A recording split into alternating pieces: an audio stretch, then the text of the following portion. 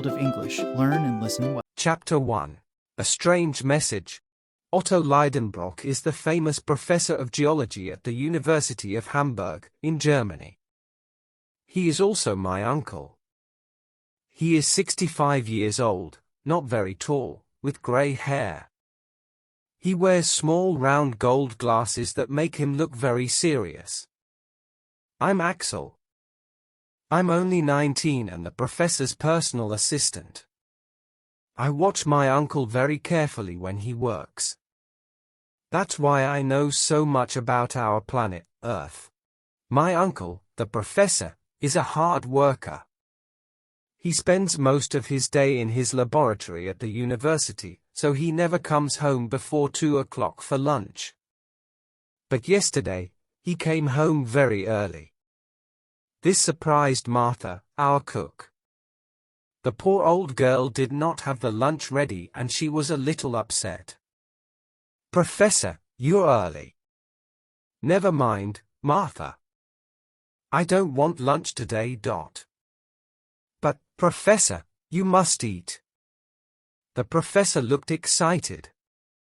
"Martha, food is not important. Then he turned to me. "Axel, come with me. He took me into his library. It was a big room with lots of bookcases against the walls and heavy velvet curtains in front of the windows. In the middle of the room, there was a desk where my uncle spent most of his evenings. He took an old book out of his coat pocket. He looked at me. "Axel, look at this. Look at this." I took it from his hand. Its cover was hard and it looked very old. "Why, what is it, Professor?" "I found it today in an old bookshop. It's 700 years old. "What's it about?" "It's about the old princes from Norway who came to live in Iceland." "Why is that so special?"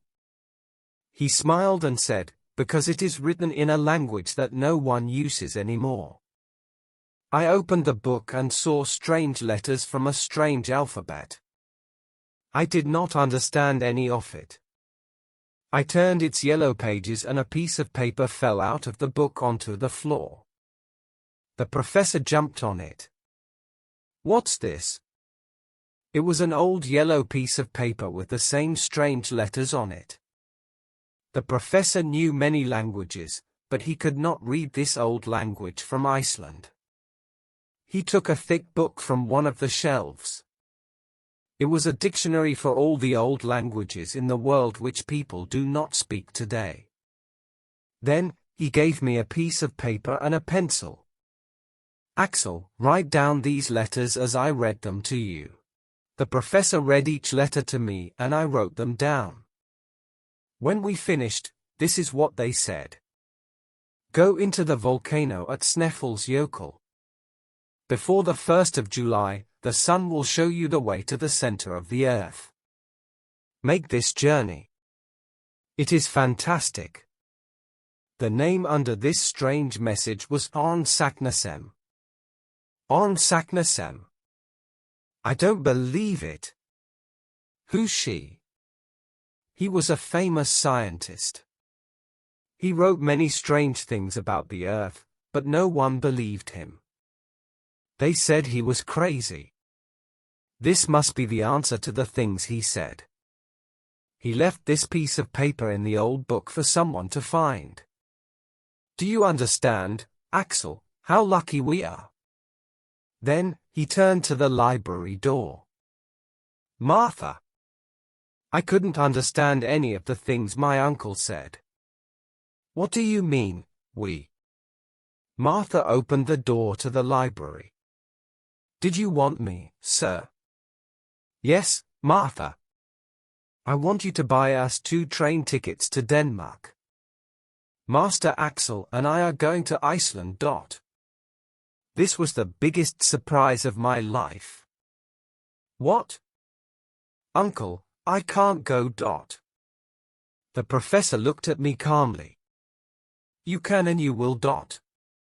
Chapter 2. Grauben. There is a 17-year-old girl living in our town. I think she is the most beautiful girl in Germany. She's got long blonde hair and bright blue eyes. Her name is Grauben, and we are in love. We want to get married. That's why I didn't want to go with my uncle on his mysterious trip. But he couldn't understand that. Are you in love with Grauben? Yes. And you want to marry her? Yes. The professor was silent. He was a good man, but he could not understand love because his only interest was science. He forgot what I said and began to talk about our journey. Today is the 26th of May. We have 1 month to get to Sneffels. We're going to take the train to Denmark, and then we'll take a boat to Iceland. The whole trip is going to take 12 days, then we have to walk to the volcano. I could not listen to him anymore. My heart felt heavy. The professor needed an assistant and he did not want anyone else to know about this secret. But how could I leave my Grauben? I went for a walk through the beautiful city of Hamburg. I walked along the Elbe River thinking of Grauben. I stopped for a moment to look at a fishing boat sailing on the calm water. Then I turned and, like magic, she was there. Grauben, my Grauben, stood 20 feet away, looking at the river.